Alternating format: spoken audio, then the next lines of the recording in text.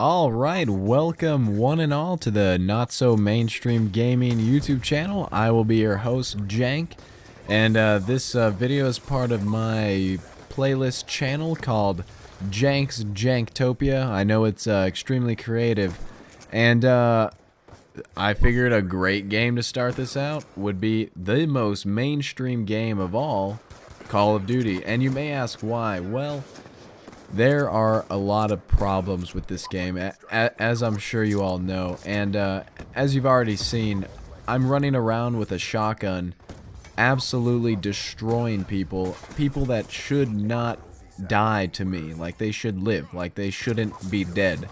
I should be dead. I should be punished for being able to do this stuff. But who should actually be punished is the people who make this game. And you know, I have a hunch that it's not actually, you know, the developers, it's Activision that's screwing the developers over and is, you know, kind of at their throats to be able, you know, to make the developers do what they want, even though it may not be best for gameplay, it's best for business.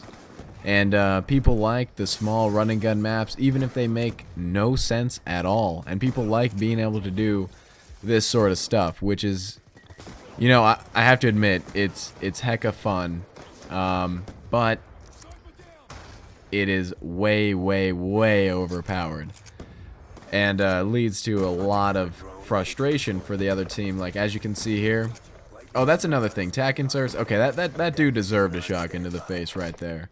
He did not. Yeah, tack inserts ruin competitive Call of Duty. I know they're not, or okay, they ruined Call of Duty. They're not in competitive, but they just ruin the gameplay in general. I mean, spawns are bad enough, and people are dumb, and if you let dumb people predict their spawn, then that combination is like lethal. That's like drinking Clorox and stabbing yourself in the throat. Yeah, no one's having a fun time when that's going down.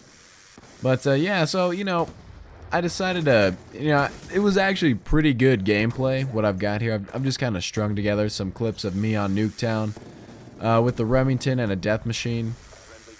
And, you know, it was a lot of fun, like I said, but unfortunately, way overpowered. And, you know, I'm not even looking forward to the next Call of Duty because of this. Like, Modern Warfare 3 was probably one of the most disappointing games of all time. And, oh, like, I don't even know where to begin. Like, I've almost erased just, like, any thought of that game that enters my mind is just, like, shredded immediately. Like, the times on that game were absolutely horrible. Yet, and I say that still, I played it a lot. And I guess one reason for that was there really aren't any other good first-person shooters that feel as fluid as Call of Duty, that respond as smoothly, and that is a big part of why this series is so successful year after year, because people don't really care that it's pretty much the same thing, and usually even worse, which ever since Modern Warfare 3, Black Ops is barely better, but I mean they're still both on the bad side of being terrible.